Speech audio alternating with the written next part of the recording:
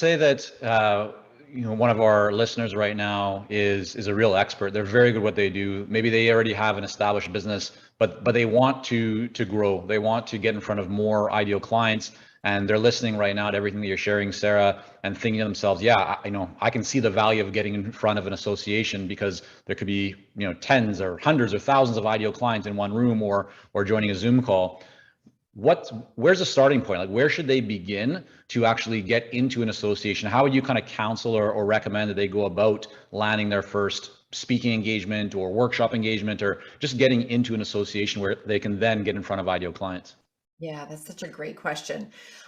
Depending on the type of expertise you have, the answer may be super obvious. So, to use the example I provided about the hospitality sector, let's say you work mainly in fast food and rapid food delivery. So there's probably a whole bunch of associations in that swath. And then there's that Michael Port actually wrote a book called The Referable Speaker, and he talks about how your trunk of your business then has branches. So you may start speaking for this small group of associations, and then the people in that audience recommend you to other like associations, because each Right. one's so maybe that restaurant industry also then has suppliers, and then you start speaking in that, and then so they can all scaffold onto each other. Yeah. For others who don't necessarily have a niche in an industry, you can actually purchase association lists. You can hire somebody to do some research, to give you a short list. I'm happy to share with you how I got my start in working with Yeah, no, associations. I'd love that, because I want people to be able to see, like, is it as simple as just sending an email to the executive director of the association, or is there a different process? Just like, if we could get as detailed as possible, what was your experience like, or what would you recommend as the best practice for those who want to land those opportunities? Well, gone are the days where you can send your tape, and I use that word very intentionally, because back in the in the olden days of speaking, you would have a CD or a tape, and you'd send it to associations, and they would all sit around when they had a conference and they'd watch it. No. Same with if you have what we call a one sheet, where it has your talk and a little bit about your bio, and sending it off. That's not good enough. People are too busy. They're too also attention perhaps challenged to do all the work. You have to make it so easy for busy people to make decisions. And Right. if you think about this, deciding who your keynote speaker or keynote speakers are, that's a pretty high stakes decision.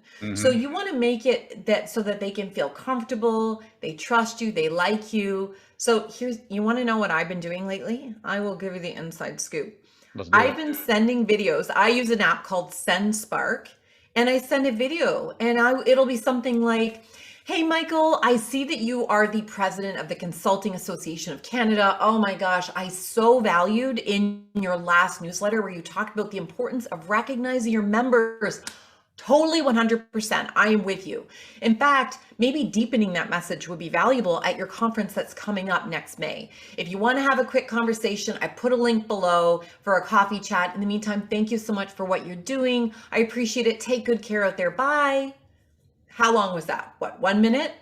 Yeah. And the video gets embedded in the email. And all you Right. have to do in your subject line is say something like, your conference is so important for your members that's coming up in May. And so they're going to open it because there's some curiosity, it's about the members, and your video is grateful. Hmm. It's helpful. You've obviously done a little bit of homework.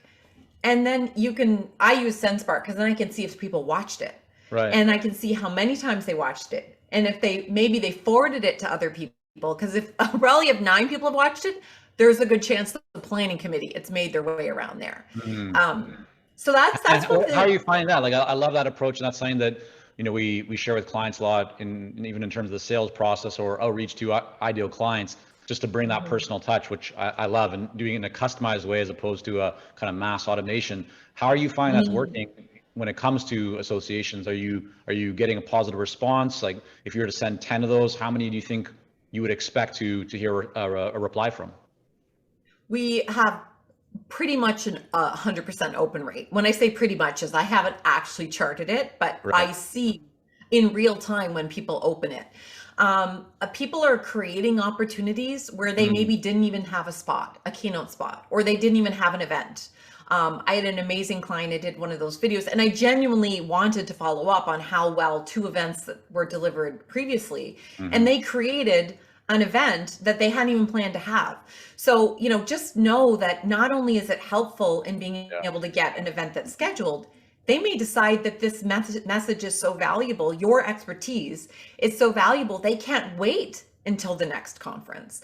So it's really successful, and it's so fast and easy. I mean, what's the harm if you waste an hour and you don't get a booking? They will remember you, because remember, the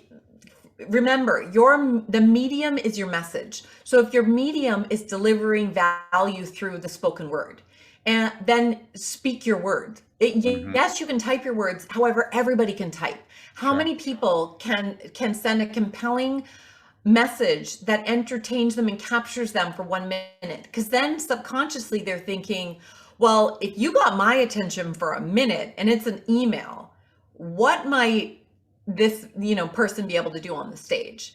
And none of it's manipulation. I hope nobody thinks when I'm talking about this that we're manipulating people to open emails. This is not clickbait, click through. This is conversation.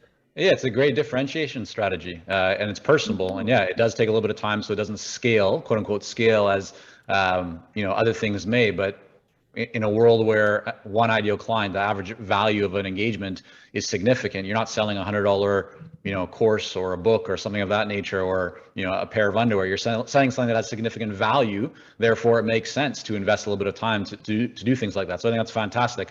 You mentioned, Sarah, that